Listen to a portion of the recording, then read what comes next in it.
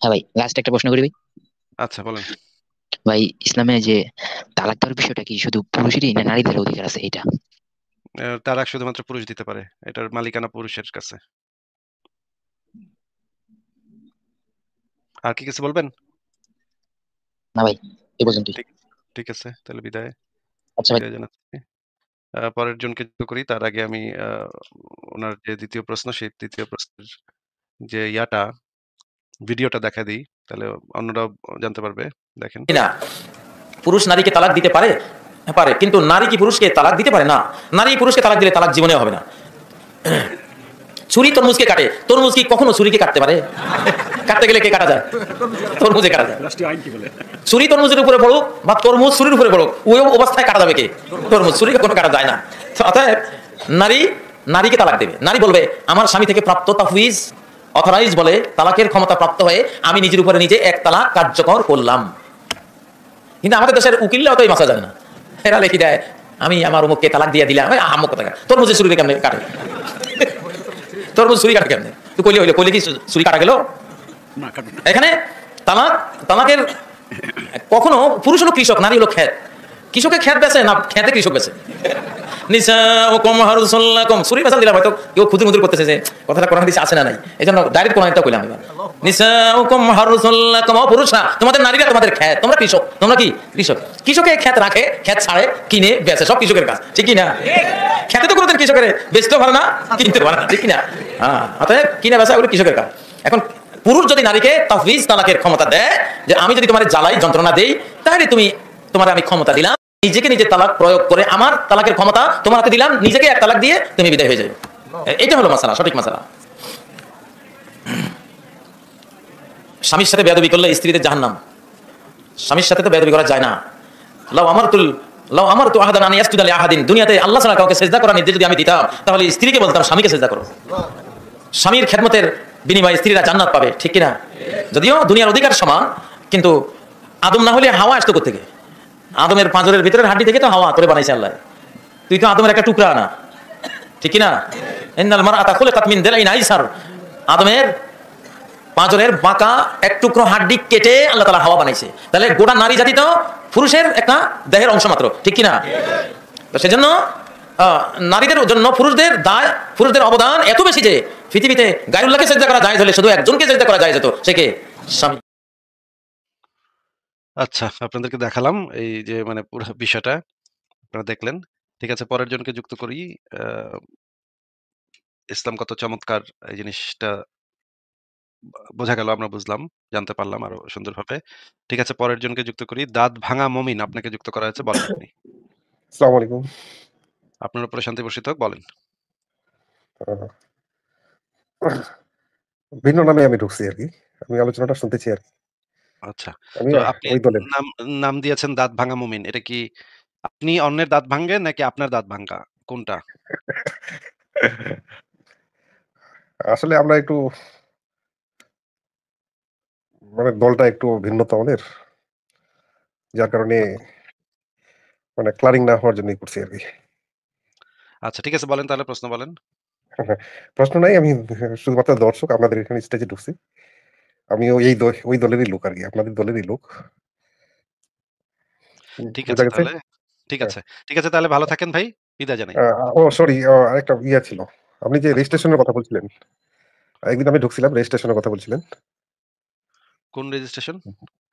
Body donation. হ্যাঁ, এটা ওই যে জনবিজ্ঞান ফাউন্ডেশনের, ওদের সাথে যোগাযোগ করেন। কোথায় এটা? জনবিজ্ঞান ফাউন্ডেশন গুগলে সার্চ করেন, দেখেন ওদের অফিস আছে কাকরাইলে, সম্ভবত কাকরাইলে না যেন এসে ওই যে ও, প্রথম কাছাকাছি ওইদিকে হবে। হুম, ও আচ্ছা ঠিক আছে। গুগলে সার্চ করলে পাওয়া যেত না? হ্যাঁ, জনবিজ্ঞান ফাউন্ডেশন লিখে সার্চ করেন। জনবিজ্ঞান ফাউন্ডেশন। ধন্যবাদ আপনাকে। আমি অ্যাড্রেসটা পাচ্ছিলাম না তো। আমি খুব শীঘ্রই হয়তো সেটা করে ফেলবো। আমি বর্তমানে ঢাকায় অবস্থান করছি। দেখি হয়তো কাল পরশু হয়তো সার্চ করে আমি একটা নিবো আরকি। বুঝছেন না? আচ্ছা ঠিক আছে তো ভাই। আপনারা আপনারা ভালো আছেন তো সবাই? এই তো একটু শরীর খারাপ, কিন্তু আছি কোনো রকম আর কি। আ আর ফারাজ ভাই আছে আজকে?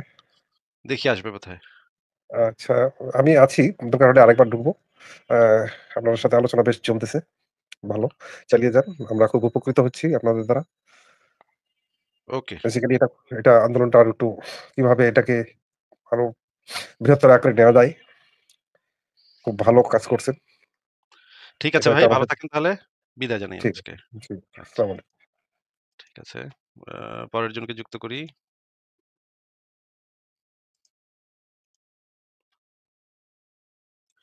মিলন আপনাকে যুক্ত করা হয়েছে, বলেন আপনি। কেমন আছেন আসিফ ভাইয়া? ভালো আছি, আশা করি আপনিও ভালো, বলেন। আমার প্রশ্নটা হচ্ছে আপনার বুখারী শরীফের ৫৬৮৬ নাম্বার হাদিস। তো এখানে তো সরাসরি প্রস্রাব খাওয়ার কথা বলছে নবী। এটা কিভাবে একজন বিবেকবান মানুষের পক্ষে সম্ভব এরকম কথা বলা, বা খাওয়াও বা কিভাবে সম্ভব? আমরা তো আগে শুনছি যে গরুর মূত্র পান করে হিন্দুরা। সেটা শুনে আমাদের কাছে খুব খারাপ লাগছে। কিন্তু আমি আজকে যখন বুখারী শরীফ পড়া শুরু করছি, তখন এই আয়াতটা আমার সামনে পড়ে। তখন আমি আসলে এটা নিয়ে আসলেই তো দেখতেছি এটা একটা বিভ্রান্তকর ব্যাপার। এই সম্বন্ধে আরকি আপনার কাছে জানার জন্য এই প্রশ্নটা করছি। ভাই কি যদি উটের পেশাব খাওয়ার কথা ওইটা নিয়ে বলতেছেন, নাকি নবীর পেশাব হ্যাঁ, হ্যাঁ, খাওয়ার হ্যাঁ। কথা এটা নিয়ে বলতেছেন? হ্যাঁ, হ্যাঁ। নবীও প্রস্রাব করছে একটা ছেলের অ্যা শরীরে। একজন সাহাবী তার কাছে বাচ্চা নিয়ে আইছে অসুস্থ এইজন্য। কিন্তু নবী প্রস্রাব করছে এবং পানি ছিটায় দিছে। আরে এটাও না, পড়ছি, আজকেই নবীর পড়ছি। পেশাব নবীর পেশাবও যে নবী নবীর পেশাবও যে খাইছে, এটা জানেন কিনা এটা কন। নবীর পেশাব, এর কিন্তু আরেক কাহিনী আছে তো, এখানে তো আরেক না, কাহিনী এটা আছে। এটা তো আপনার কাছ থেকেই শুনছি যে নবীর প্রস্রাব খাইছে, নবী খাটের তলে রাখছে। অ্যা হ্যাঁ, একজন এসে খাইছে। রাত্রেবেলা খায়া ফেলছে। কিন্তু হ্যাঁ, ওটা তো ভুলে খাইছে, বা হঠাৎ করে খাইয়া ফেলাইছে। কিন্তু এই উটের প্রসাব তো এটাকে রেগুলারই খাওয়ার কথা বলছে আমার মনে হইলো। না, এটাকে তো আবার নবী খুবই করছে, মানে প্রশংসা করছে। ভুলে খায়া ফেলুক আর যেভাবেই খায়া ফেলুক, কিন্তু নবী তো শেষে প্রশংসা করছে। এই তারপর রক্ত পু যেগুলা খাইছিল একজন, ওরাও খুব প্রশংসা করছে। মানে এগুলা তো ভাই, এখন কি বলবো? এখন কেউ যদি এখন পায়খানা খেয়ে আসে, তাইলে তারাও তো নবী প্রশংসাই করতো, তাই না? এইগুলা তো আমার বিশ্বাস হয় না। আমার বাস্তবে তো একজন প্রস্তাব খাওয়ার পরে আবার প্রশংসা করে কিভাবে? এটা তো আমার মনে হয় কাল্পনিক কথাবার্তা। তো এটা ভাই পীর সাহেবদের ক্ষেত্রে এই ধরনের ঘটনা ঘটে। আমি যেটা জানি যে পীর সাহেবদের ক্ষেত্রে এই ধরনের ঘটনা ঘটে। পীর সাহেবরা আ থুতু ফেলে, সেই থুতুও নাকি চাইটা খায়া ফেলে। তার ভক্ত অনুসারীরা সেই থুতুও চাইটা খায়া ফেলে। এখন কি আর বলবো এগুলো? এই জি ভাই, এইসব হাদিস সম্বন্ধে তো কোনো ওয়াজ মাহফিলে আমি হাদিস মানে কোনো বক্তাকে শুনতে বলি না যে এই উটের মদ খাওয়া সম্বন্ধে কোনো কথা বলতে শুনি না। না, উটের মুত খাওয়া নিয়ে বলে তো, হুজুররা বলে তো উটের মুত খাওয়া নিয়ে আ কোন রাগ-ঢাক করে না তো এই বিষয়ে। আচ্ছা, আপনাকে দেখাচ্ছি আমি, দেখেন। এই যে শোনেন।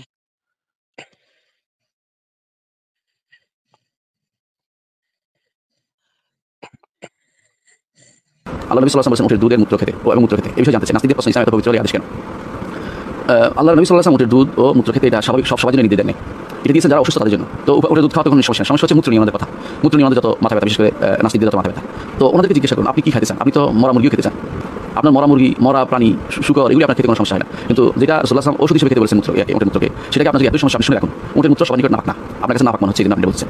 ইমাম আবু হানিফা রাহমাতুল্লাহি আলাইহি তিনি বলেছেন যে তিনি সত্যি তার মাযহাবে শুধুমাত্র এটাকে তারা আখাফ নাজাসাত, সবচেয়ে হালকা নাপাক বলেছেন। অন্যান্য মাযহাবে এটাকে নাপাক বলা হয়নি। কারণ তারা বলেছেন যে এটা যে সমস্ত প্রাণীর গোশত খাওয়া যায়, সেই সমস্ত প্রাণীর মূত্র নাপাক নয়, তবে সেটা হচ্ছে দৃষ্টিকটু, অর্থাৎ যেটা রুচিতে নয়, যে মানুষ খায় না। তো তিনি রাসূলুল্লাহ সাল্লাল্লাহু আলাইহি ওয়াসাল্লাম যে জন্য খেতে বলেছেন, এটা রোগের কারণে, প্রতিষেধক হিসেবে খেতে বলেছেন। রোগের কারণে নাপাক খেতে বলেন, এটা নাপাক নয়। এর অর্থ হচ্ছে রোগের কারণে আপনি এটা খেতে পারবেন, কিন্তু নাপাক হলে খেতে বলতেন না। কারণ তিনি বলেছেন ইন্নাল্লাহা লাম ইয়াজআল শিফা'আল মুতিবিল হারাম। আল্লাহ হারামের মধ্যে আমার মধ্যে কোনো আরোগ্য রাখেন নাই, এই জন্য সেটা হারাম বলা যাবে না। এটা আপনি বলছেন কারো রুচি করলে সে ওষুধটা খাবে, কারো রুচি করলে সে খাবে না। কিন্তু এটাকে রাসূলুল্লাহ সাল্লাল্লাহু আলাইহি ওয়াসাল্লাম সবাইকে আমভাবে উটের মূত্র খেতে বলেন নাই। সুতরাং এটাকে নিয়ে যারা বাড়াবাড়ি করছে, তারা নিজেরা অনেক কিছু খাচ্ছে, যেগুলো নিয়ে আমরা কথা বলবো না। নিজেরা দেখবেন কত কিছু খাচ্ছে, কত নাপাক জিনিস খাচ্ছে, তার হিসাব নেই। কিন্তু মুসলিমদের যেটা শরীয়ত অনুমোদিত জিনিস, সেটাকে নিয়ে তাদের যত মাথা ব্যথা, এটা তাদের যত মাথা ব্যথা উটের মূত্র নিয়ে। অথচ দেখবেন যে তাদের মধ্যে অনেকে এমন হারাম জিনিস খাচ্ছে, এবং আল্লাহ যেটা হারাম করেছে এবং যেটা পরীক্ষিত হয়ে গেছে যে যদি কোনো রক্ত সহ কোনো কিছু মারা যায়, সেটা বিষাক্ত হয়ে যায়, সেই বিষাক্ত জিনিস তারা খাচ্ছে, তাদের কাছে ওটা কোনো ব্যাপার না। ব্যাপার হচ্ছে কেন রাসূল বলেছেন এটা তাদের সমস্যা না, রাসূল যা বলেছেন তাদের সমস্যা বিবেকের সমস্যা, তাদের সেটা আকলের সমস্যা। রাসূলুল্লাহ সাল্লাল্লাহু আলাইহি ওয়াসাল্লাম যা বলেছেন তা সত্য এবং তা হক, এবং সেখানে কোনো রকমের কোনো দ্বিধা করার কোনো সুযোগ নেই। ইমানদার মতই বিশ্বাস করে যেটা রোগের কারণে এবং নাপাক নয়, এটা একটা অপছন্দের জিনিস অনেকের কাছে থাকতে পারে তাদের এই রুচির কারণে, কিন্তু তারপরে অনেকের কাছে নিষিদ্ধ জিনিস নয়, অনেক ইমামদের কাছে, তাহলে সেটা হারাম জিনিস নয়। সুতরাং হারাম খাচ্ছে এটা তো বলা যাবে না, হারাম খাচ্ছে এটা তো বলা যাবে না। এটা অপবিত্র জিনিস, সবাই অপবিত্র বলা হয়নি, কোনো ইমাম অপবিত্র আছে, এবং সেটা খুব আখাফ নাজাস, হালকা অপবিত্র বলা হয়েছে তারাও। এই জন্য তাদের নিকট উটের পেশাব লাগলে যতক্ষণ পর্যন্ত কোনো কাপড়ে 4 একবার পর্যন্ত বেশি না হয়, ততক্ষণ ভিতরে নাপাক হয় না, তারাও বলেছেন। তাহলে বুঝা গেল উটের পেশাব লাগলেই সেটা নাপাক হয়ে যাবে, এরকম যেহেতু নয়, সেটা নাপাক, মূল নাপাক অন্তর্ভুক্ত নয়, যেটা সাধারণ নাপাকের ভিতরে পড়ে না। তাহলে উটের পেশাব নিয়ে বাড়াবাড়ি করার কোনো সুযোগ নেই। আচ্ছা। মিলন ভাই, আপনি কি শুনতে পাইলেন যে উটের পেশাব নিয়ে কি বলল? জি, আমার তো এখন ওর ডাক্তারি সার্টিফিকেট নিয়ে সন্দেহ হইতেছে যে এটা কোনো ওষুধ হইতে পারে নাকি। এখন ইমানের সহিত যদি নবী গু খাইতে বলতো, তাই কি ওই ব্যক্তি খাইতো নাকি? আমার এটা তো মনে হইতেছে যে তাই খাইতো। আমার মনে হয় খাইতো। আমার মনে হয় সে আসলেই বিসমিল্লাহ বইলা খায় ফেলতো। গত করে খায় ফেলত। কারণ এরা এমনভাবে বিশ্বাস করে যে এটা যাই লেখা আছে এটাই সঠিক। এদের তো এই জিনিসটা ভালো নাকি মন্দ এটা দিয়ে তো তাদের কোনো চিন্তা নাই। এদের কাছে মূল বিষয়টা হলো কেতাবে লেখা আছে নাকি, কেতাবে লেখা থাকলে এটা তাদের গ্রন্থে লেখা থাকলে এটা সঠিক, আর গ্রন্থে লেখা না থাকলে সেটা সঠিক না। তাদের যুক্তি কাজ করে আচ্ছা, এইভাবে। একজন শিক্ষিত মানুষ কিভাবে এই এত বড় একটা ভুলের ভিতরে চলে যায় আমি তো নিজেও বুঝতে পারি না। যে তার বিবেক বুদ্ধিতে চিন্তা ভাবনা করার মতো এই বুদ্ধিটুকু হারায় যায়। হুম। হ্যাঁ, ধর্ম এই কাজটাই করে আসলে মানুষের ভিতরে। ঠিক আছে মিলন ভাই, তাহলে আজকে আপনাকে বিদায় জানাই। উম, জি আচ্ছা, আরেকটা কথা যে আপনাদের যে এই প্রচারের আপনারা যে প্রচারটা করেন এটা আমার মনে হয় আরো সম্প্রসারণ করা দরকার। কারণ আমি যেমন কিছুদিন আগে একরকম ছিলাম, এখন অন্যরকম হইছি। ঠিক এরকম অনেক লোকই এরকম হবে। তাই আমার মনে হয় যে এরকম আপনাদের যে প্রচারের যে এটা আরো সম্প্রসারণ করা দরকার। ভাই আমরা তো কোনো আরো প্রচার-টচার যেন করি না। আমরা কোনো প্রচার-টচারই করি না। দেশের সবাই আমরা যেন যেটা করি যতটুকুই আমরা যেটা করেন করি আলাপ মানুষের আলোচনা করি। উপকার করতেছেন। আমরা যেটা করি আলাপ আলোচনা করি, মানুষের যুক্তিতর্ক করি, যুক্তি উপস্থাপন করি, রেফারেন্স উপস্থাপন করি। এটা আমরা করি। কিন্তু কোনো প্রচার, দিনের দাওয়াত, নাস্তিকতার আমার মনে দাওয়াত হয় আমরা যে করতেছি না। মানুষের বিবেকের যে তালাটা আছে, বিবেকের যে তালাটা লক করা আছে, তালাটা দেওয়া আছে, এই তালাটা আপনারা খুলে দিতেছেন। আমার এরকম মনে হয়। আচ্ছা। ঠিক আছে মিলন ভাই, ভালো থাকেন। আপনার জন্য শুভকামনা রইল। ঠিক আছে, তাহলে বিদায় জানাচ্ছি। ফারাজ ভাই চলে আসছে। ফারাজ ভাই কি অবস্থা? চলে আসতে পারেন। আপনার মানে টাইম হলে চলে আসতে পারেন। আ যদি আপনি ফ্রি থাকেন তাহলে চলে আইসেন। আমি তাহলে যুক্ত করি আমার